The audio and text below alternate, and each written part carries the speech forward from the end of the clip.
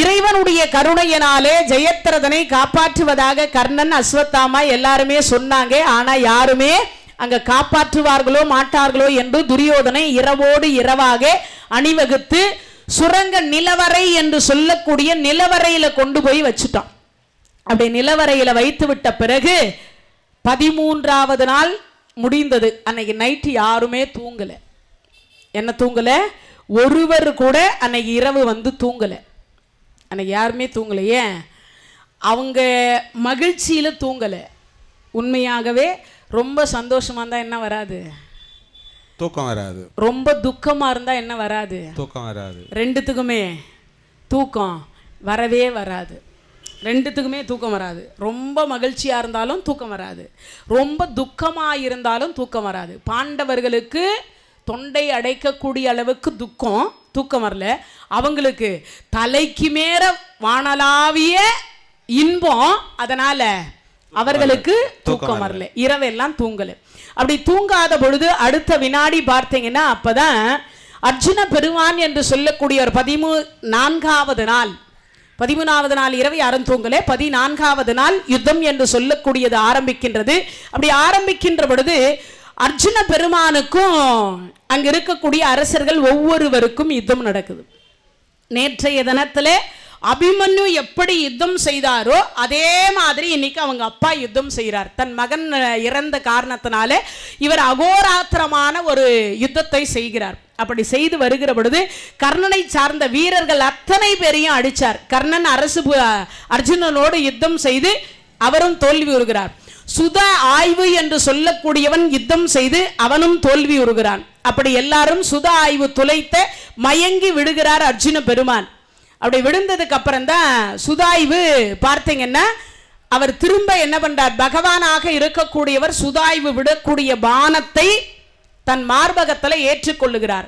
பன்னவாதை அப்படின்னு சொல்லுவாங்க. அதாவது சுதா ஆய்வினுடைய தாயினுடைய பெயர். அந்த சுதாய்வினுடைய தாய் வந்து பன்னவாதை. அவன் என்ன பண்ணுவான்னா, என் மகன் தலையை எவன் கீழே தள்ளுகின்றானோ அவன் கேட்கிறான், என் மகன் வந்து இறக்கக்கூடாது, அதற்காக உன்னிடத்துல வரம் வாங்குறேன்னு இறைவன் கிட்ட தவம் செய்து ஒரு ஆயுதம் வாங்குறான். பகவான் கிட்டேயே தான், காக்கும் கடவுள் பகவான் கிட்டேயே. அப்போ பகவான் அந்த ஆயுதத்தை அந்த பன்னவாதைக்கு கொடுக்கிறார். ஆனா கொடுக்கிற பொழுது ஒரு நிபந்தனை சொல்லி கொடுக்கிறார். ஆயுதம் இல்லாதவன் மீது விட்டால் உன் மகன் இறந்து போவான், நிராயுதமானி மேல விடக்கூடாது. இதை சொல்லிதான் அந்த அம்மாவும் அந்த ஆயுதத்தை சுதாய்வு கிட்ட கொடுக்குறாங்க. ஆனா சுதாய்வு அந்த பானத்தை எடுத்து விடுகிற பொழுது பகவான் பார்த்தார், கையில வச்சிருந்த சாட்டை குச்சியை வச்சுட்டு எழுந்து நின்றார். எழுந்து நின்ன உடனே என்ன பண்றது? பகவானுடைய மார்பகத்துல பட்ட உடனே விட்டவன் செத்து போனான். இது பகவானுக்கு மட்டுமே தெரிந்த ரகசியம். பகவானுக்கு மட்டுமே தெரிந்த ரகசியம் சுதாய்வை பற்றி பகவான். அப்பதான் அர்ஜுனர் கேட்கிறார், எப்படி விட்டவன் இறந்தான் பொழுது சுதாய்வனுடைய வரலாற்றை அங்கு சொல்றார். சொல்லி முடிச்சு அர்ஜுன பெருமான் தேவர்கள் என்று சொல்லக்கூடியவர்கள் பாராட்டும் விதமாக யுத்தத்தை செய்கிறார். அப்படி யுத்தத்தை மாறி மாறி செய்து கொண்டே வருகிற பொழுது நேரம் போயினே இருக்குது. நேரம் போய்கொண்டே இருக்கு. அப்படி நேரம் போய்கொண்டே இருக்கிற பொழுது பல முறை அர்ஜுன பெருமான் இடத்துல துரோணாச்சாரியார், துரியோதனன் எல்லாருமே தோத்து போறாங்க. அப்படி தோத்த அடுத்த வினாடி பார்க்கிறார் பகவான், இதுதான் சந்தர்ப்பம் என்று நினைக்கிறார். ஏன்னு கேட்டா டைம் போயிடுச்சுன்னா இவன் எங்க நெருப்புல விழுந்து இறந்து விடுவானோ என்று பல பேரை அர்ஜுனரை அழிக்க முடிஞ்சது. ஆனா ஜெயத்ரதன் எங்க இருக்கிறான்னு கண்டே பிடிக்க முடியல. என்ன முடியல? ஜெயத்ரதன் எங்க இருக்கிறான்னே கண்டுபிடிக்க முடியல. அப்படி கண்டுபிடிக்க முடியாத பொழுதுதான் பார்க்கிறார் பகவான். பார்த்தார், சரி சங்கு நாதத்தை விடுகிறார். சங்கு நாதத்தை செய்த உடனே தருமர் கலங்குகிறார். என்ன இது, அர்ஜுனன் இறந்து விட்டானோ இல்ல அந்த ஜெயத்ரதன் இறந்து விட்டாரோ, யார் இறந்தார்கள் என்று தெரியாத பொழுது அப்பதான் பார்த்தார், இதுக்கு மேல போகக்கூடாது என்பதற்காக சக்கரமே நீ போய் என்ன பண்ணு, சூரியனை மறைத்துக்கொள், சூரியனை மறைத்து கொள் அப்படின்னு சொல்லி மறைக்க வைக்கிறார். அப்படி சூரியன் போய் சக்கரத்தை போய் மறைத்து கொள்ளுகிறது. மறைத்த அடுத்த வினாடி பார்த்தாங்க சூரியன் அஸ்தமித்து விட்டது அப்படின்னு. என்ன இப்ப இருக்கிற மாதிரி என்ன இல்லை, அப்பெல்லாம்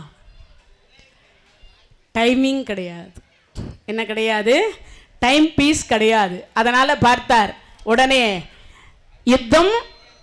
துரியோதன யுத்தத்தை நிறுத்திட்டான். சக்கரை படை அது படை போய் சூரியன் போய் மறைத்து விட்டது. மறைத்த உடனே பார்த்தார் தன்னுடைய அம்பராத்தூள் வில்லையும் அம்பியும் கழட்டி வச்சிட்டார். யாரு? அர்ஜுன பெருமான். பீமர் சேனர்கிட்ட சொல்றார், அண்ணா தேரை உடைந்த தேரெல்லாம் ஒன்று சேர்த்து எனக்கு நெருப்பு மூட்டி தாருங்கள். உடைஞ்ச தேர் சக்கரத்தை எல்லாம் எடுத்து போட்டு பீமசேனர் நெருப்பை ஊட்டுறார். இந்த பாவி ஜெயத்ரதனை கொல்லவே முடியலையே, கடைசியில் என் தம்பி இல்லை நெருப்பில் விழுந்து மாள்றான், அதுக்கு என்னையே இவன் நெருப்பு மூட்ட சொல்றானே, தர்மத்தின் வாழ்வு தன்னை சூது கவ்வும் இறுதியில் தர்மம் வெல்லும் என்று சொன்னார்களே, தர்மம் வெல்லாமல் விட்டு இவரை கொஞ்சம் சோகத்திலேயே பண்றார். பகவான் பார்த்தார், அர்ஜுனா என்ன கிருஷ்ணா, இதுக்கப்புறம் நீ எப்போ அர்ஜுனனா பிறக்க போற, நான் எப்போ கிருஷ்ணனா பிறக்க போறேன், பார்த்தனுக்கு இதுக்கப்புறம் நான் எப்போ சாரதியா இருக்க போறேன், நீ எப்போ பார்த்தனா பிறக்க போற, எதுக்கு அந்த வில்லை அம்பியை கைட்டி வச்ச, எடுத்து மாட்டிக்க கிருஷ்ணா, சாக போறவனுக்கு எதுக்கு வில்லும், சொல்றதே செய்டா, நானே ரொம்ப சோகத்தில் இருக்கிறேன். என்ன கிருஷ்ணா, ஏண்டா உனக்கு மரணத்தை பார்த்து பயம் இல்லையா, நீ தானே சொன்ன கிருஷ்ணா, மரணத்தை எண்ணி கலங்கிடும் விஜயா என்று, மரணத்தை கண்டு கலங்காதன்னு நீ தானே சொன்ன கீதையில். ஆமாம் சொன்னேன். இப்போ நெருப்பில் என் கண்ணு முன்னாடியே நீ விழுந்து இறக்க போறேன்னு சொல்றியே, அதை கண்டு தாண்டா சொல்கிறேன். சரி போனா போது, தேரில் ஏறு. எதுக்கு கிருஷ்ணா, நெருப்பு வலம் வரதா கிருஷ்ணா, நெருப்பில் விழுந்து சாவதற்கு தேரில் வல, சொன்னதை மட்டும் செய்ய, நீ சாகும் பொழுதும் நான் தேர் ஓட்டிகிட்டே இருந்தென்று நினைவாவது இருக்கட்டும். தேரில் ஏறிட்டார். பானம் போடுற மாதிரியே வாயாண்டா. எந்த மாதிரி கிருஷ்ணா, ஜெயத்ரதனை எந்த பானம் போடுவ கிருஷ்ணா, எதுக்கு, சொன்னதை செய். வில்லை விளைத்து நானை புட்டார். பானம் போடுற மாதிரி வாடா. எல்லாம் சொல்லி கொடுக்க வேண்டியதா கிருஷ்ணா. எதிரி எல்லாம் கைத்தட்டி சிரிப்பா, சாகிறவனுக்கு இதெல்லாம் தேவையான்னு கேட்பா. என்னை ஏளனம் தானே நீ பண்ற, அதெல்லாம் ஒன்றும் இல்லை, நான் சொன்னதை செய். வில்லை வளைத்தாச்சு, நானை பூட்டியாச்சு. இப்படி வில்லை வளைத்து எங்க ஜெயத்ரதன் இருக்குந்தா அவனுக்கு பானம் போடுவாங்கல்ல, அந்த பொசிஷன்லேயே தேர் மேலே இருக்கிறார். யாரு? விஜயன்.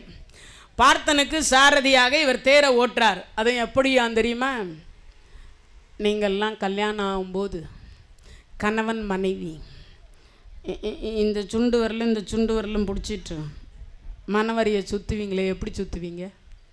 குடு குடு குடு குடுன்னு ஓடுவீங்களா, எப்படி வருவீங்க? அடி மேலே தேர் அப்படி தான் நடந்துச்சு. ஒரு ரவுண்டு அப்படி வந்துச்சு, ஒரு ரவுண்டு அப்படி வந்தது. வந்து முடிச்ச உடனே பார்த்தார், கிருஷ்ணா கொஞ்சம் வேகமாக போய் சாகிறதுக்கு ஏண்டா இவ்வளவு அவசரம், நானே எங்கே இருக்கிறான்னு தெரியலையேன்னு பார்த்துனுக்கிறேன். யாரு? ஜெயத்ரதன் எங்கே இருக்கிறான்னு தெரியல. இப்போ இந்த இது வந்தாதான் என்ன நடக்கும், அங்கே அப்பதான் தெரிய முடியும். அவனை எங்கேயோ இருக்கிறான், தேடி கண்டுபிடிக்க முடியல. அவன் நிலவரையில் கொண்டு போய் வச்சிருக்கிறான். அவனா அடைத்தால் மட்டும்தான் வெளியில் வர முடியும், இல்லைன்னா வர முடியாது. அதனால பார்த்தா முதல் முடிஞ்சிடுச்சு. ரெண்டாவது ரவுண்ட் புறப்பட்டு வருகிற பொழுது சகுனி சொல்றான், துரியோதனா.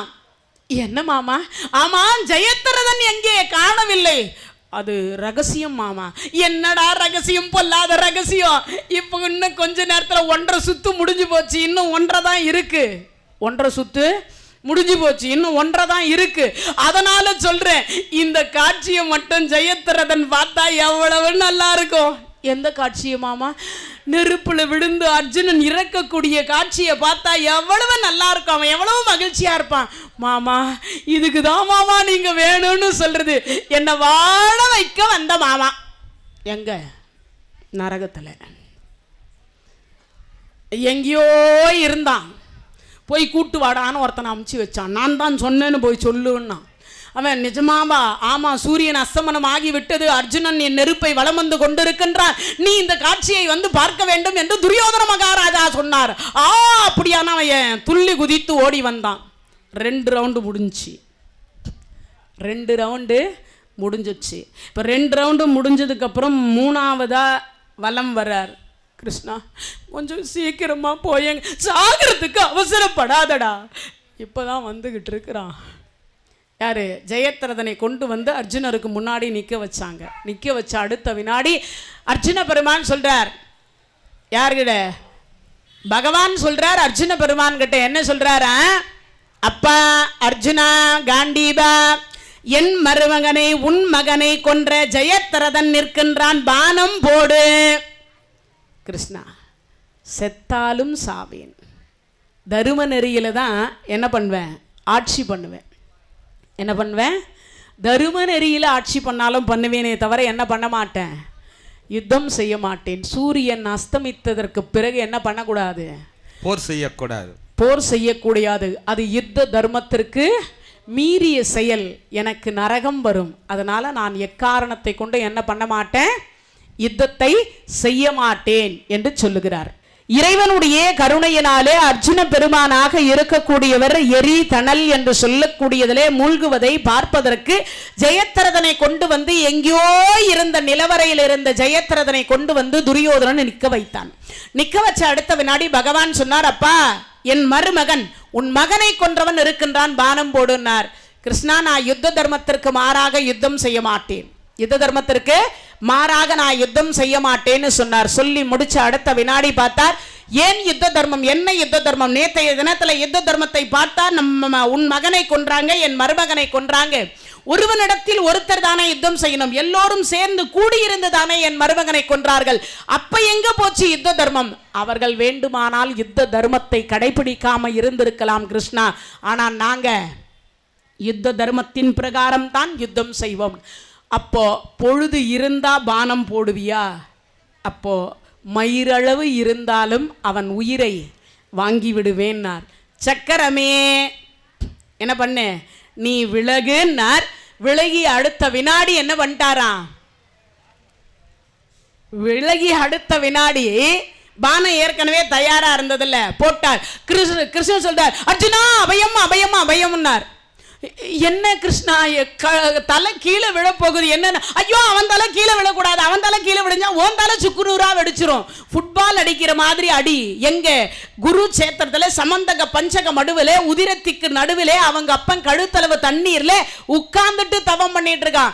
என் மகன் தலையை எவன் கீழே தள்ளுவானோ அவன் தலை சுக்குநூறா வெடிக்கணும், என் மகன் தலையை எவன் கீழே தள்ளுவானோ அவன் தலை சுக்குநூறா வெடிக்கணும், என் மகன் தலையை எவன் கீழே தள்ளுவானோ அவன் தலை சுக்குநூறா வெடிக்கணும். விருத்த சத்திரன்னு அவங்க அப்பன் மகனுக்காக கோசரம் உட்கார்ந்து தவம் இருக்கிறான். அவனை கண்ணு மூடின்னு தவம் இருக்கிறான்ல, அவங்க அப்பன் கையில கொண்டு போய் இந்த தலையை தள்ளு. ஃபுட்பால் அடிக்கிற மாதிரி எட்டி எட்டி எட்டி எட்டி பானத்தினாலே அந்த தவம் செய்து கொண்டிருக்கக்கூடிய அவங்க அப்பன் கையில கொண்டு போய் இந்த தலை விழுந்தது. அவன் மேலேருந்து என்னமோ விழுந்ததுன்னு கீழே போட்டான். அவன் தலையும் போச்சு, இவன் தலையும் போச்சு. இதை பார்த்த துரியோதனம் பார்த்தான், மாமா பனை மரத்தில் தேலு கொட்டினா தென்னை மரத்தில் நெறி கட்டுது. ஒரு பழமொழிக்கு வருது, அது இதுக்கு வந்து பழமொழி தான். எங்கேயோ இவனை இறப்பது நியாயம், தலை இல்லை. ஆனால் இவங்க தலை போய் அவன் கையில் நின்னா, அவன் கையில விழுந்த உடனே அவன் இறந்து விட்டானே அப்படின்னு சொன்ன உடனே தான் அடுத்து பார்த்தார், இரவும் யுத்தம் தொடரும்ட்டார். 14வது நாள் எந்த இதுலையுமே இரவு யுத்தம் கிடையாது, எந்த புராணத்திலுமே இரவுல யுத்தம் கிடையாது. ஆனா பாரதத்துல 14வது நாள் இரவு ஜெயத்ரதன் இறந்த இரவு யுத்தம் இரவும் தொடருது. அப்படி இரவு நேரத்திலையும் யுத்தம் செய்கிற பொழுது கடோத்கஜன், அதாவது பார்த்தீங்கன்னா இரவு நேரத்தில் நோய்களுக்கு, அசுரர்களுக்கு, கிருமிகளுக்கு, காமுகனுக்கு, இவங்களுக்கெல்லாம் என்ன அதிகம்? பலம் அதிகம். பலம் அதிகம். நோய்களுக்கு பகலெல்லாம் ஒன்றும் பண்ணாது, ராத்திரியானா ஜுரம் வரும், பல்லு வலி வரும், வயிற்று வலி வரும், எல்லாம் ராத்திரியுள்ள வரும், 6 மணிக்கு மேலே வரும் இதுக்கெல்லாம். அதே மாதிரி பகலில் புளிக்க வச்சிங்கன்னா தயிர் வந்து அதிகமாக புளிக்காது. இரவில் புளிக்கிற தயிரினுடைய டேஸ்ட் வேறையாக இருக்கும், பகலில் புளிக்கக்கூடிய தயிரினுடைய டேஸ்ட் வேறையாக இருக்கும். என்ன காரணன்றீங்க? கிருமிக்கு இரவில் தான் அதிக பலம், கிருமிகளுக்கு இரவில் பலம் அதிகம். நோய்க்கு பலம் வந்து இரவில் தான் அதிகம். அசுரர்களுக்கு இரவில் பலம் அதிகம், காமூகர்களுக்கு இரவில் பலம் அதிகம், திருடர்களுக்கு இரவில் பலம் அதிகம். இது எல்லாருக்குமே இரவு நேரத்தில் பலம் அதிகம். இவன் அசுரன் யாரு? கடோத்கஜன். அதனால் பகவான் பார்த்தார், நீ தான் இன்னைக்கு யுத்தம், நீ தான் யுத்தத்திற்கு கதாநாயகன், இன்று இரவு உன் கையில்னார். சொன்ன அடுத்த வினாடி பார்த்தார், அவர் பேய் தேர் ஓட்டுறவர். 4 பேய் தான் கடோத்கஜனுக்கு தேர் ஓட்டுறது.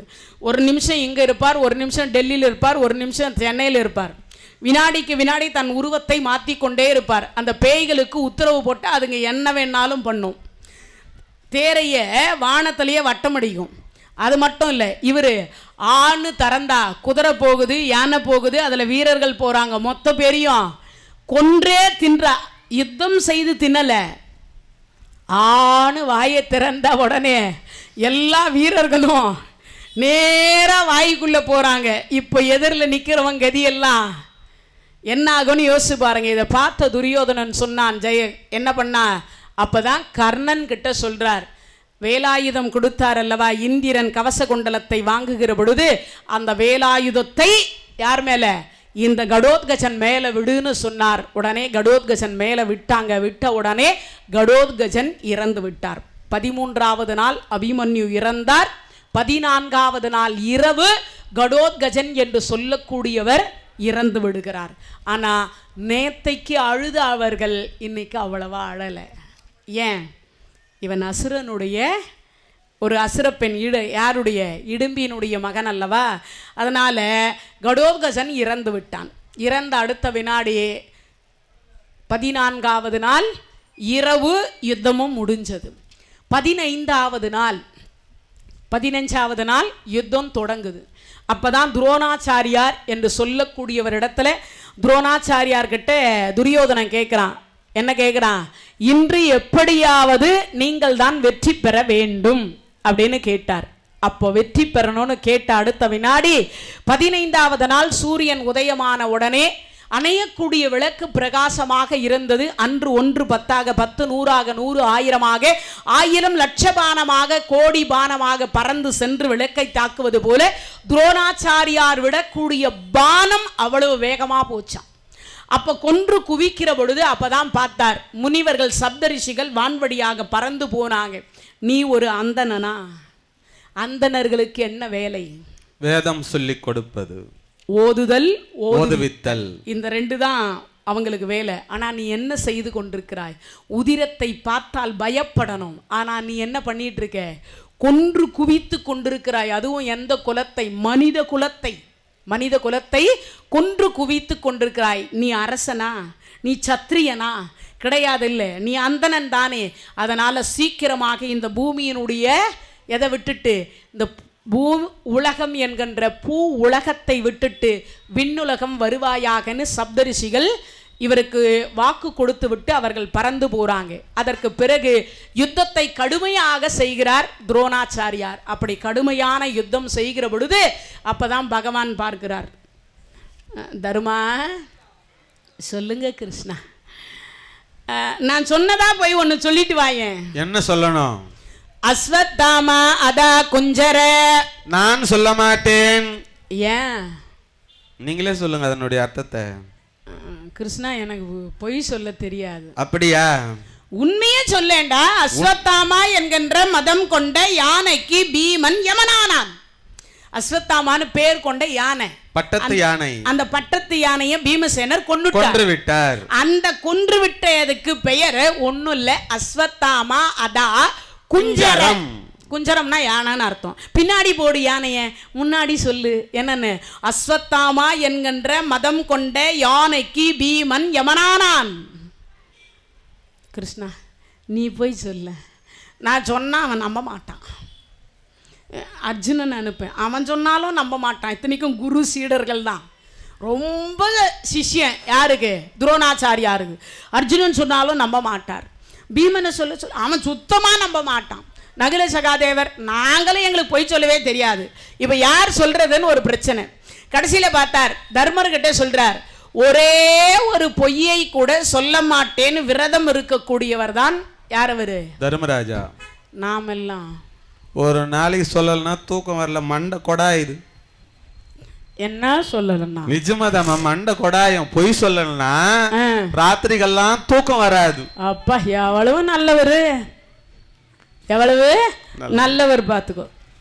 இந்த நாய் நானும் பார்க்குறேன், பாரதம் சொன்ன காலத்துல இருந்து கரெக்டாக முடிக்கிறதுக்கு கொஞ்ச நேரத்துக்கு முன்னாடி ஒரு சிக்னல் கொடுத்துட்டு அது வந்து கொஞ்சம் பாருங்களேன், இப்போ கொஞ்ச நேரம் படுக்கும், சுற்றிட்டு தான் படுத்துக்கும். படுத்து முடிச்சுட்டு ஒரு 5 நிமிஷம் கதை கேட்டு ஆட்டோமேட்டிக்காக எந்திரிச்சு போயிடும். அதுவும் கேட்குது, அதுவும் பாரதம் கேட்குது. நான் சொல்லலை, முதலையே சொல்லிக்கிறாங்க. பசு கேட்கும், சிசு கேட்கும், கர்ப்பஸ்திரி கேட்பாங்க, நாய் கேட்கும், நரி கேட்கும், செடி கேட்கும், மரம் கேட்கும், கொடி கேட்கும்.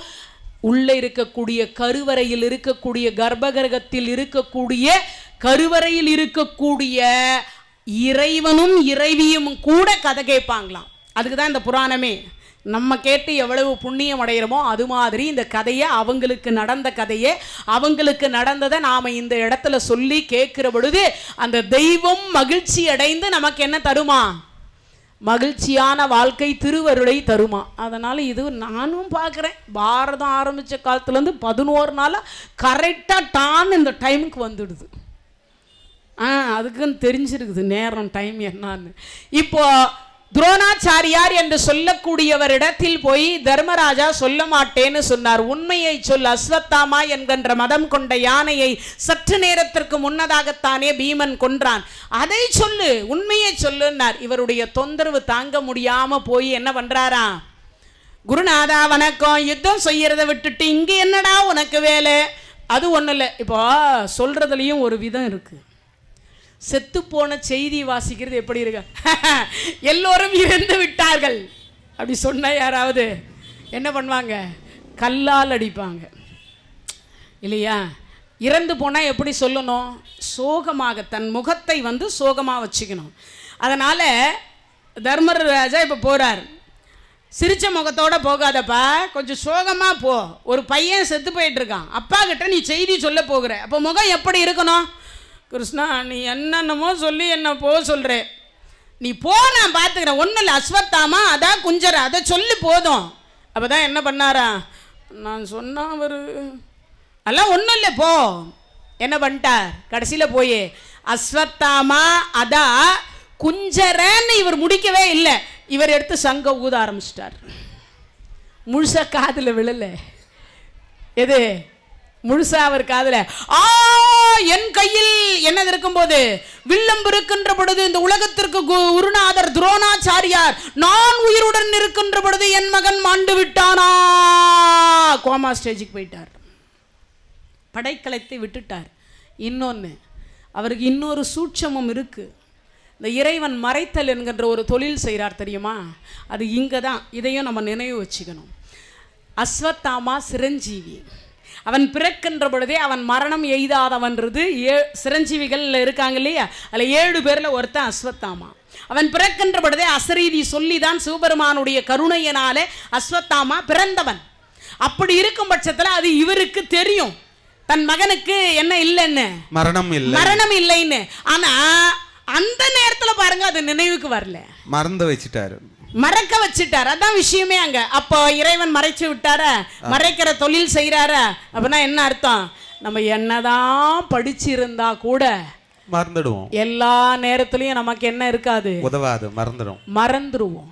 எல்லா நேரத்திலையும் எல்லாமும் உதவாது. அந்த மறைத்தல் என்கின்ற ஒன்று கண்டிப்பாக வந்தே தீரும். இப்போ மறந்தார், படைக்கலத்தை விட்டார்.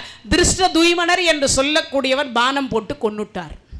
கொன்ற அடுத்த வினாடி அஸ்வத்தாமாவுக்கு இந்த விஷயம் தெரிந்து அடுத்த வினாடி வந்தார். என் மகனை கொன்றவனை நான் கொல்லாமல் விடமாட்டேன், என் மகனை கொன்றவனை கொல்லாமல் விடமாட்டேன். அப்பதான் பார்த்தார், அஸ்வத்தாமா உடனே யுத்தம் என்று சொல்லக்கூடிய யுத்தத்தை தொடங்குகிறார். என் மகனை கொன்ற, அதாவது என் தந்தையை கொன்றவனை நான் கொல்லாமல் விடமாட்டேன்னார். உடனே பார்த்தார், பகவானுடைய ஆணை பிரகாரம் அங்க இவங்களும் போறாங்க. போன உடனே பார்த்தா அவரு பாசுபதத்தை ஏவுவதற்கு முயற்சி பண்றார். அப்பதான் வியாச பகவான் வந்து சொல்றார், பீமசேனர் நாராயண அஸ்திரத்தை ஏவ பார்க்கிறார், இவர் பாசுபதத்தை ஏவ பார்க்கிறார். கடைசியில ரெண்டு பேரும் அதை வேண்டான்னு பொழுது நாராயண அஸ்திரத்தையே ரெண்டு பேருமே ஏவ பார்க்கிறார்கள். அப்பொழுதுதான் வியாச பகவான் வந்து சொல்றார், அப்பா, பிறக்கின்ற அன்றைய தினத்திலேயே திருஷ்டதுய்மனன் உன் தந்தையை கொல்லும் பொருட்டுதான் அவன் அவதாரமே. அதை வைத்துதான் யாகத்தை வளர்த்து துருபதராஜா அர்ஜுன பெருமானை மணக்கும் பொருட்டு திரௌபதியையும் யார துரோணாச்சாரியாரை கொல்லும் பொருட்டு திருஷ்டதுய்மனையும் பெற்றார். அது மட்டும் இல்ல, தன்னை கொல்ல போகிறான் என்று தெரிந்திருந்தும் கூட உன் தந்தை வந்து அவனுக்கு கல்வியை கற்றுக் கொடுத்தார். தன்னை கொல்ல போறான்னு தெரிஞ்சே கற்றுக் கொடுத்தார். அவர் எவ்வளவு பாரு, எவ்வளவு நல்லவரா இருக்கணும்னு யோசிச்சு பார்க்கணும். அப்பேற்பட்ட அஸ்வத்தாமா என்று சொல்லக்கூடியவன் கோவித்த பொழுது வியாச பகவான் வந்து பார்த்தார், அப்பா, அதனால அவரால தான் விதி முடிய வேண்டும் என்று எழுதப்பட்டிருக்கிறது, அதனால நீ வந்து அவரை விட்டுவிடு என்று சொன்னார். சொல்லி முடிச்ச உடனே துரோணாச்சாரியாருடைய மரணம் கௌரவர்கள் என்று சொல்லக்கூடிய துரியோதனாதியர்களுக்கு தோல்வியில முடிஞ்சது. கடைசியில 15வது நாள் இங்கேயும் தூங்கல, அங்கேயும் தூங்கல. ஏன் தூங்கல? இவர்களுக்கும் குரு, அவர்களுக்கும் குரு. அதனால என்ன பண்ணாங்க, ரெண்டு இடத்துலயுமே தூக்கம் என்பது இல்லை. 16வது நாள் மாதுலன்னாகியும் ஏதுலன்னாகிய வஞ்சக கஞ்சன் வாவிட்டேன் பூதனை நன்னுயிர் முலை பொழிலாலொடை போதாண்ட உண்ட புயல் வண்ண மாதவாம் யாதவாம் கேசவாம் மாயா ஆயா மதுசூதன ஆதியும் அந்தமும் ஆகிய நின்புகள் அல்லாதை உரையினடியனே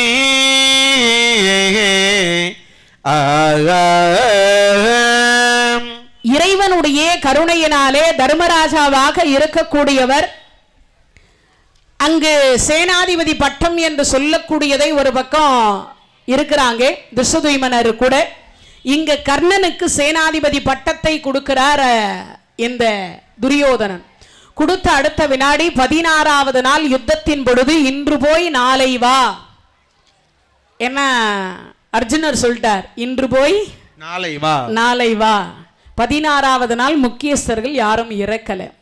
17வது நாள் யுத்தம் என்று சொல்லக்கூடியது தொடங்குவதற்கு முன்னதாக இந்த யார் சொல்றார், தர்மராஜா பகவானை பாராட்டுகிறார்.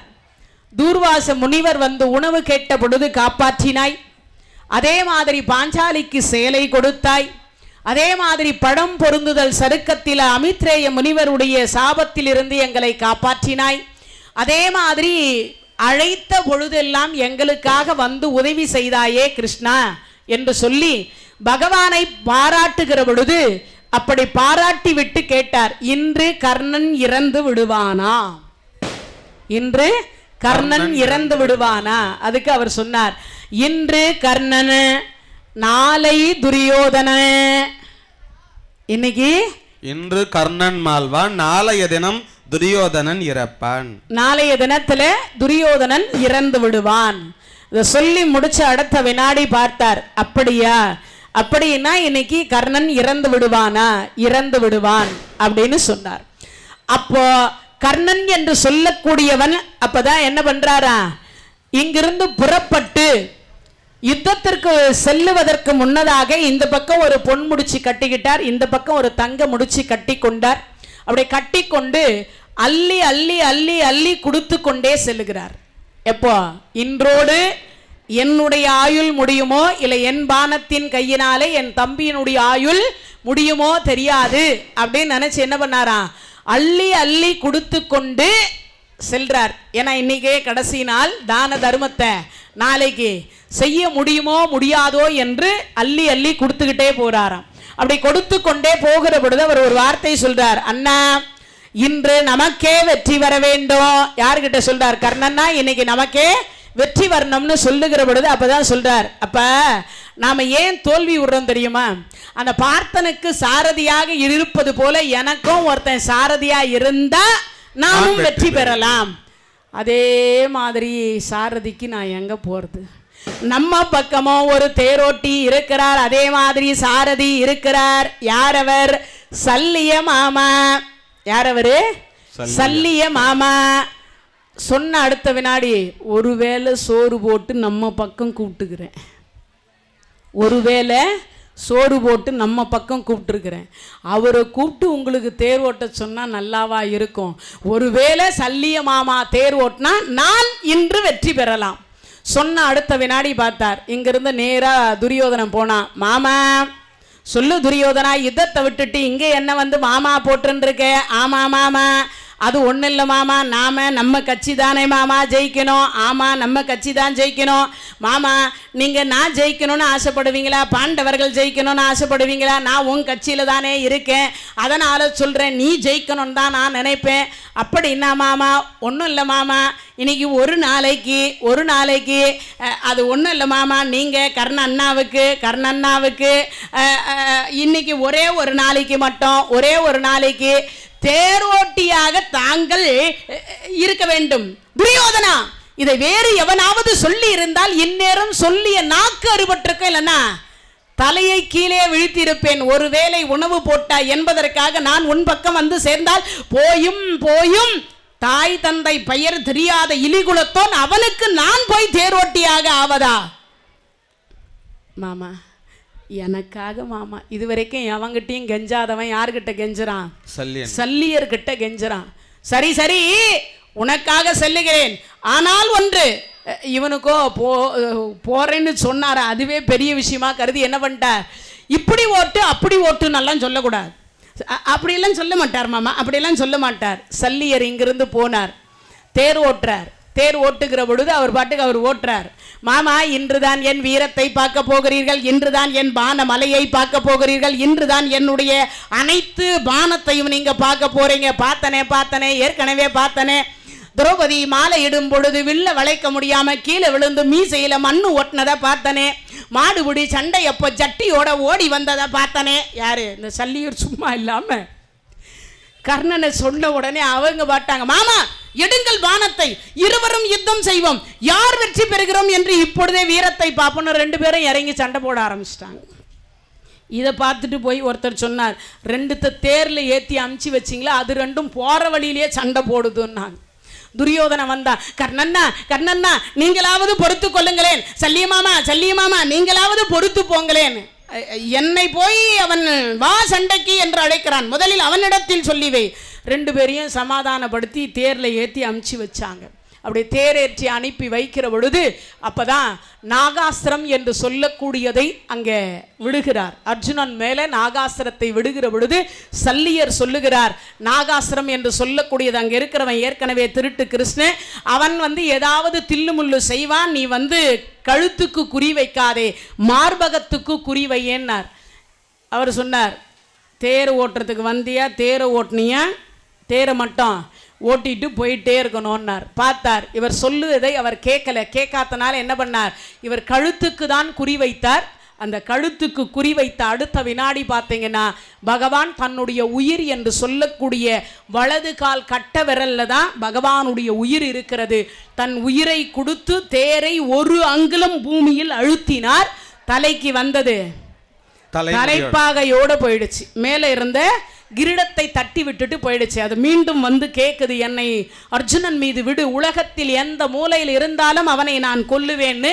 ஆனா தாய்க்கு செய்து கொடுத்த சத்தியத்தின் காரணமாக நான் அதை செய்ய விடமாட்டேன் அப்படின்னு சொல்றார். அடுத்ததாக அதுவே போய் ஒரு பாறையில மோதி இறந்து விடுகிறது. அதுவே போய் ஒரு பாறையில மோதி இறந்துருச்சு. அதற்கு பிறகு சல்லியர் சொல்றார், நான் ஏற்கனவே சொன்னேன் இல்லையா, நான் சொன்னதை நீ கேட்காத ஒரு காரணத்தினால இப்ப பார், அங்க இருக்கக்கூடிய கிருஷ்ணன் மாட்டி விட்டுட்டான், அதாவது மாத்தி செய்து விட்டான். அதனால இனி நான் என் பேச்ச நீ கேட்காதனால நான் உனக்கு இனிமே தேர் ஓட்ட மாட்டேன்னு சாட்டக்குச்சியை வச்சுட்டு புறப்பட்டார். அப்படி சாட்டக்குச்சியை வச்சு கீழே வச்சுட்டு புறப்பட்ட உடனே இவர் தேரோட்டியினுடைய மகனாக இருப்பதனால அவரே தேரும் ஓட்டுகிறார், யுத்தமும் செய்கிறார். இறைவனுடைய கருணையினாலே இவரே சாரத்தியமும் செய்கிறார். அப்படி செய்து கொண்டே பானமும் போடுகிறார். அப்படி பானம் போடுகிற பொழுது பசுவினுடைய சாபம், அந்தனர் சாபம், தேர் சக்கரம் பூமியிலே புதைகிறது. அப்படி புதைந்த அடுத்த வினாடி பார்த்தார், அந்த தேர் சக்கரத்தை தூக்கலாம்னு நினைக்கிறார். அந்த நேரத்தில் அர்ஜுன பெருமான் பானம் போட்டு அந்த தேர் சக்கரத்திலேயே சாயும்படியாக செய்கிறார். அந்த தேர் சக்கரத்தில் சாய்ந்தவாறே பானம் மலை என்று சொல்லக்கூடிய உடம்பெல்லாம் சல்லடையாக துளைத்து தேர் சக்கரத்தில் சாய்ந்து விடுகிறார். சாய்ந்த அடுத்த வினாடி பார்க்கிறார், பானம் அடுத்து அர்ஜுன பெருமான் போடுகிற பொழுது இவர் பானம் போடலான்னு இவரும் பானம் போடுறது பார்த்தா அந்த மந்திரம்லாம் மறந்து போயிடுச்சு. ஏன்? பரசுராமருடைய சாபம் என்று சொல்லக்கூடிய கடைசி நேரத்தில் தக்க சமயத்தில் இறுதி காலத்தில் மந்திரம் மறந்து போக கடவுது. அந்த பானம் போடும் பொழுது மந்திரம் மறந்து போச்சு, அதுவும் போயிடுச்சு. கடைசியில தேர் சக்கரத்திலேயே அப்படியே சாய்ந்து பானம் உடம்பு முழுவதும் சல்லடையா தொலைச்சிருக்கு. இப்ப பானம் போடுறார் அர்ஜுன பெருமான். ஆனா அர்ஜுனன் மேல விழக்கூடிய பானமாக விடல, பூ மழையாக விழுது. விழுததை பார்த்த அர்ஜுனர் சொல்லுகிறார், என்ன சொல்றாரா, கிருஷ்ணா நான் போடுற பானம் எல்லாம் என்னவா விழுது? பூவாக விழுகிறதே. அவன் செய்த தான தர்மம் காக்கிறது, அவனை காக்கிறது. அதனாலதான் சொன்னாங்க தனக்கு மிஞ்சியதுதான் தானம் தர்மம். அப்படின்னா என்ன அர்த்தம்? நம்ம சொத்து செய்து சேர்த்து வச்சுக்கிறோமே, அது நமக்கு மிஞ்சியதுன்னு அர்த்தம் கிடையாது. நீங்க செய்யற தான தர்மம் இருக்கே, அதுக்கு ஒரு புண்ணியம் வரும் அல்லவா, அந்த புண்ணியம் உங்களுக்கு மட்டுமே உரியது. எப்போ? உயிர் போற நேரத்துல தானமும் தர்மமும் தான் ஒருத்தர் உயிரை காப்பாற்றும். மற்ற எல்லாமே எதுவும் காப்பாத. அப்பா அம்மா அண்ணன் தம்பி உற்றார் உறவினர் யாரும் காப்பாற்ற மாட்டாங்க. நாம் செய்த புண்ணியம் என்கின்ற தான தர்மம் மட்டும்தான் எதை காப்பாற்றும்? நம் உயிரை காப்பாற்றும். அப்படி உயிரை காப்பாற்றுவதற்கு சொன்ன உடனே கிழ வேதியர் வேஷத்தை எடுத்துக்கொண்டு எனக்கு கொஞ்சம் வேலை வச்சிருக்கான்னு சொல்லிட்டு பகவான் அங்கிருந்து புறப்பட்டு நேரா போகிறார். போன அடுத்த வினாடி பார்த்தார், அள்ளி அள்ளி கொடுக்கிறான் கர்ணன் என்று சொல்லி, நான் மேருவினிடை தவம் செய்து வந்தேனே, அள்ளி அள்ளி கொடுக்கிறான்னு கேள்விப்பட்டு நான் இங்க வந்த கர்ண மகாராஜா எங்க இருக்கிறாரோன்னார்.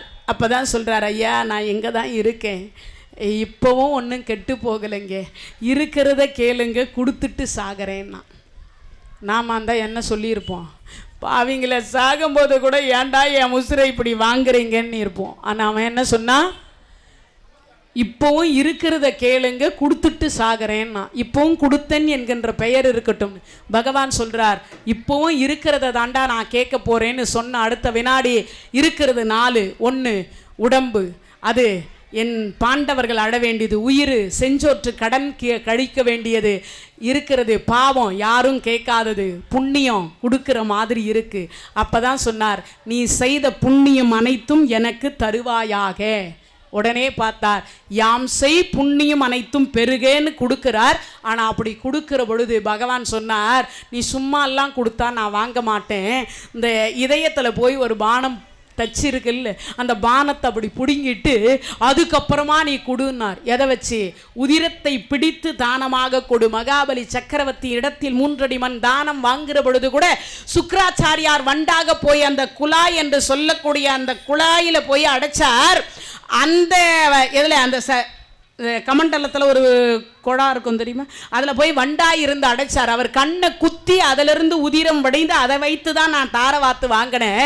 அதே மாதிரி இப்போவும் என்ன சொல்றார், இந்த உதிரத்தை பிடிச்சு எனக்கு தாரவாத்து கொடுனார். அதை பிடித்து யாம் செய் புண்ணியம் அனைத்தும் பெருகேன்னார். அதை வாங்கிய அடுத்த வினாடி பார்த்தார், இதுக்கு வாங்கிட்டு போறதுக்காக தான் பகவான் வந்தார். வாங்கிட்டு போறதுக்கு தான் பகவான் வந்தார், கொடுத்துட்டு போறதுக்கு வரல. ஆனா அந்த கொடுக்கக்கூடியவனுடைய உதிரம் இவர் கையில பட்ட உடனே இவருக்கு கொடுக்கணும்னு வந்துருச்சு. டே அப்பா என்ன வரம் வேணாலும் கேளுடா, இல்லை என்று சொல்லி கொண்டு வருகின்றவருக்கு இல்லைன்னு சொல்லாத இதயத்தை கொடு. இல்லைன்னு சொல்லி கொண்டு வருகின்றவருக்கு இல்லைன்னு சொல்லாத இதயத்தை கொடு. ஏன்னா நாம் எல்லாம் இல்லை என்று இறப்போர்க்கு இல்லை என்று உரையா இதயம் நீ அருள்க என்றான். இல்லை என்று சொல்லி கொண்டு வருவோர்க்கு இல்லை என்கின்ற சொல்லாத இதயத்தை கொடுன்னு தான் கேட்டான். செல்வத்தை கேட்கல, அப்பாவை கேட்கல, அம்மாவை கேட்கல, எதையும் கேட்கல. உடனே பார்த்தார், இவனை போய் இப்படிப்பட்ட ஒரு உத்தமனையா நான் எங்க பிறக்கிறதுல இருந்து இவனை ஒவ்வொரு படியாக இவனை கொல்லணும் கொல்லணும் கொல்லணும் கொல்லணுன்றதுக்காகவே கங்கணம் கட்டி கொண்டே இருந்தேன் என்று நினைத்து என்ன பண்ணாராம், ஆற தழுவி அப்பேற்பட்ட அபிமன்யு இறந்த பொழுது கூட என்ன பண்ணல பகவான், கொஞ்சம்தான் மனசுல கொஞ்சம் வருத்தம், கொஞ்சம் அழுதார். ஆனா இங்கதான் கருணை கண் மலர் நீராட்டி அவர் கண்ணில் இருந்து தார தாரையா தண்ணி வந்ததான். ஏன்னா ஒன்று செஞ்சோற்று கடன் கழிப்பதற்காக அவன் இதயத்திலிருந்து ரத்தத்தை பிடுங்கிட்டார். ஏன்னா அவன் போட்ட சோறு, துரியோதனம் போட்ட சோற்றுனால வந்தது தானே இந்த உதிரம், அது ஒரு பக்கம் வெளியேற்றிட்டார். இன்னொன்று, இவன் துரியோதனன் பக்கம் இருந்து செய்த பாவத்தை எல்லாம் பகவான் தன் கண்ணீர்னால அவன் உடம்ப கழுவினாராம். யார்? பகவான் கிருஷ்ணர் கழுவினாராம். அப்படி கழுவி முடிச்ச அடுத்த வினாடி பார்த்தார், அப்பா ஏன் நீ இப்படி விழுந்து கிடக்கிறாய் என்று தெரியுமா? கிருஷ்ணா, வாழ்ந்தா 4 பேர் சகாயம் வேணும், போனாலும் 4 பேர் சகாயம் வேணும். நான் பிறப்பதற்கு என் மாதா பிதா குரு தெய்வம் இந்த 4 பேருடைய உதவி கிடைக்காதனால நான் நடுத்தருவில் நாராயணா என்று இருக்கின்றேன். என்னடா சொல்ற? பிறந்த உடனே எங்க அம்மா என்ன வேணான்னு சொல்லி கங்கையில் விட்டுட்டா. பிறப்பதற்கு நான் காரணமாக இருந்த என் தந்தை எதுவுமே உதவி செய்யல. என் குருநாதர் பரசுராமர் சாபத்தை கொடுத்தாரே அன்று எனக்கு வேறு உதவி செய்யல. என் தெய்வம், நான் வணங்கக்கூடிய தெய்வம் என் தம்பியினுடைய தேரோட்டி என்று சொல்லக்கூடிய தேரோட்டியாக அமர்ந்து கிடக்கின்றது. பாண்டவர்கள் சிவபக்தர்கள், அவங்க சிவ பூஜை தான் பண்ணுவாங்க. கர்ணன் என்று சொல்லக்கூடியவன் மட்டும்தான் வைணவன், அவன் மட்டும்தான் நாமம் போடுவான், அவன் மட்டும்தான் பெருமாள் பக்தன். அதனால தான் அவன் அந்த வார்த்தை சொன்னான், என் தம்பியின் தேரோட்டில் நான் வணங்கும் தெய்வம் நேர் எதிரில் இருக்கின்றது. பிறந்தான் 4 பேர் சகாயம் வேணும், போனாலும் 4 பேர் சகாயம் வேணும் கிருஷ்ணா. அதனால் சொல்லுகிறேன், எனக்கு இந்த 4 பேர் சகாயம் கிடைக்காதனால நான் நடுத்தருவில் நாராயணா என்று இருக்கின்றேன்னு சொல்லி முடிச்சு அடுத்த வினாடி சொன்னார், அப்பா வந்திருப்பது யார் என்று பார் அப்படின்னார். அப்பதான் கருட வாகன காட்சி என்று சொல்லக்கூடிய கருட வாகன காட்சியை காண்பித்தார். அப்படி காண்பித்த அடுத்த வினாடி அப்பதான் வந்திருப்பது யாருன்னு பார் அப்படின்னார். பார்த்த உடனே அப்பதான் சங்கு சக்கரம் சதுர்புஜம் அபயகரம் என்று சொல்லக்கூடிய ஆசீர்வாத கரத்துடன் அந்த கருட வாகன காட்சியை யாருக்கு காட்டுறார்? கர்ணனுக்கு காட்டுறார். கூடவே இருந்த பாண்டவர்களுக்கு கிடைக்கல. இந்த கதை கேட்ட அத்தனை அடியார் பெருமக்களுக்கும் என்ன கிடைக்குமா? தான் உயிர் என்று சொல்லக்கூடியது பிரிகின்ற பொழுது அந்த பகவான் என்று சொல்லக்கூடிய அஷ்டலட்சுமியின் நாயகன் கருட பகவான் வாகனத்தோடு நம்மை காட்சி கொடுத்து சொர்க்கத்திற்கு அழைத்து செல்லுவாராம். இந்த கதை கேட்டா எல்லாருக்கும் என்ன பாக்கியம் கிடைக்கும்? சொர்க்கம் கிடைக்கும், கருட வாகன காட்சி கிடைக்கும். உயிர் போற நேரத்தை யமதர்மராஜா தெரிய மாட்டார், எருமக்கடா தெரியாது, நமக்கு நரகவாசல் தெரியாது. என்ன தெரியுமா? இறைவனுடைய திருவடி என்று சொல்லக்கூடிய கருட வாகன காட்சி கிடைக்குமா? அதனாலதான் இறந்து விட்டால், ஆண்கள் இறந்து விட்டால் இந்த கருட வாகன காட்சி என்கின்ற கர்ணமோட்ச கதையை தான் சொல்லுவார்கள். இப்படி அந்த கருட வாகன காட்சியை பார்த்து கொண்டிருக்கின்ற பொழுது யான் பெற்ற பேரு இந்த உலகத்தில் எவரும் பெரியவில்லை அப்படின்னு ஆனந்தத்தில் இருக்கிற பொழுதே அங்கிருந்து நேரா புறப்பட்டு போய் அர்ஜுனனுடைய இடத்துல போய் இப்ப போடுறா பானத்தை என்று சொன்னார். அப்படி பானம் அஞ்சரீகம் என்கின்ற பானத்தை போட்ட அடுத்த வினாடி தேர் சக்கரத்தில் சாய்ந்து உட்கார்ந்திருந்தவர் படுத்த படுக்கையாக ஆகிட்டார். அப்படி ஆன அடுத்த வினாடி பார்த்தாங்க, அசரீதி போய் சொல்லுது, முந்தி தவம் கிடந்து 300 நாள் சுமர்ந்த உன்னுடைய அந்தி பகலாய் காதலித்து பெற்றெடுத்த உன் மூத்த பிள்ளை மரண படுக்கையில் இருக்கின்றான் என்று சொன்ன அடுத்த வினாடி ஓ என்று அழுது கொண்டு மகனே கர்ணா, மகனே கர்ணா, மகனே கர்ணா என்று சொல்லி குந்தி அம்மையார் ஓடி அந்த கர்ணனுடைய தலையை தூக்கி தன் மடியில் வைத்துக் கொள்ளுகிறாள். அப்பா, நான் அப்பொழுதே சொன்னேனே, ஒரு வார்த்தை தம்பிகள் இடத்தில் சொல்லி இருந்தால் அவர்கள் உன்னை ஆராதித்து பட்டாபிஷேகம் செய்து வைத்திருப்பார்கள். வேண்டாம் என்று என்னை சத்தியம் செய்து இப்படி செய்து விட்டாயே, நீ எனக்கு கொள்ளியிடுவாய் என்று நான் கனவு கண்டு கொண்டிருந்தேனடா. இப்பொழுது நான் உனக்கு கொள்ளியிட நேர்ந்து விட்டதே மகனே கர்ணா என்று குந்தி அழுத பொழுது கர்ணன் சொல்றார், அம்மா, எனக்கு கொடுத்த வாக்கை காப்பாற்றலாம் என்று வந்து விட்டாயா தாயே? என் தம்பி என் உடம்பெல்லாம் சல்லடையாக துளைத்திருக்கிறான் தாயே. ஒரே ஒன்று தாயே, நான் வாழுகிற பொழுது பிறந்த பொழுது தராத உயிர் பாலை தாயே இப்பொழுது தாருங்களேன் என்று கேட்ட பொழுது, அந்தோ என் எதிரிக்கும் இந்த நிலை வரவேண்டாம் அப்பா. ஒரு தாய் என்று சொல்லக்கூடியவள் வாழ்வதற்காகத்தானடா, ஒரு குழந்தையை பெற்ற உடனே வாழ வைப்பதற்கு தாண்டா அவ பாலை தர வேண்டும்.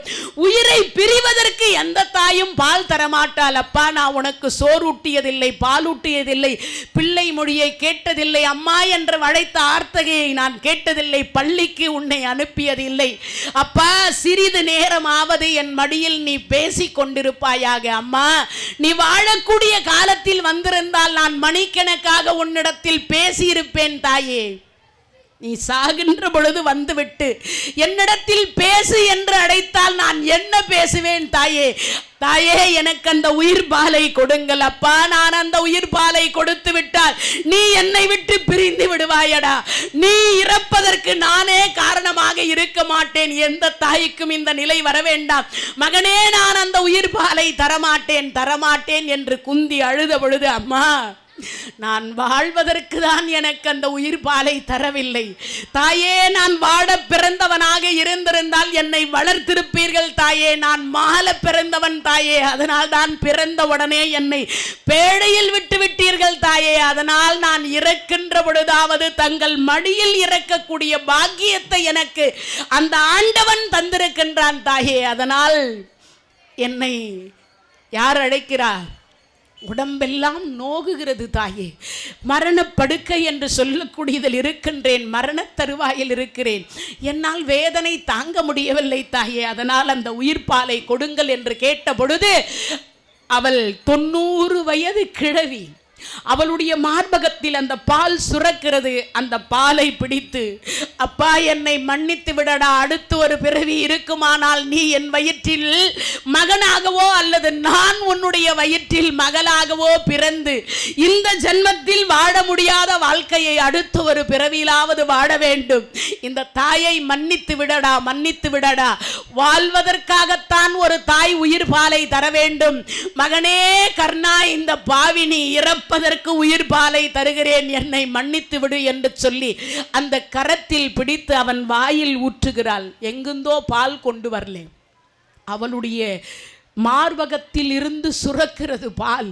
அந்த பாலை பிடித்து அப்படி கொடுக்கின்ற பொழுது, அம்மா, அம்மா, அம்மா, அம்மா அப்படி சொல்லிக்கொண்டே அந்த உயிர் பிரிந்து சூரிய பகவான் என்று சொல்லக்கூடியவருடைய உடம்பில் போய் ஜோதி சொரூபமாக அந்த சகஸ்ர கவசன் என்கின்ற கர்ணனுடைய ஆன்மா போய் சூரியனிடத்தில் சேர்ந்தது. இன்றைய நிகழ்வு இத்துடன் நிறைவடைந்து இன்று இரவு 18வது நாள் போர் என்று சொல்லக்கூடியது நாளைய தினத்தில் படுகளம் என்று சொல்லக்கூடியது நடைபெறும் என்பதை அன்போடு தெரிவித்துக் கொண்டு, நாளை இரவு பட்டாபிஷேகம் என்று சொல்லக்கூடியது மாலை நடைபெறும் என்பதை அன்போடு தெரிவித்துக் கொள்கிறோம். இவ்வளவு நேரம் இந்த நிகழ்ச்சியை கேட்டுக்கொண்டிருந்த பெரியோர்கள், தாய்மார்கள், இளைஞர்கள், அத்தனை அடியார் பெருமக்களுக்கும் எல்லாம் வல்ல இறைவன் கருடவாகன காட்சி என்று சொல்லக்கூடியதை அழித்து இன்புற்று என்று சொல்லக்கூடிய அந்த சொர்க்க பதவியை தர வேண்டும் என்று சொல்லி எல்லாம் வல்ல இறைவனை வேண்டி பிரார்த்திக்கின்றோம். கிருஷ்ணார்ப்பணம்.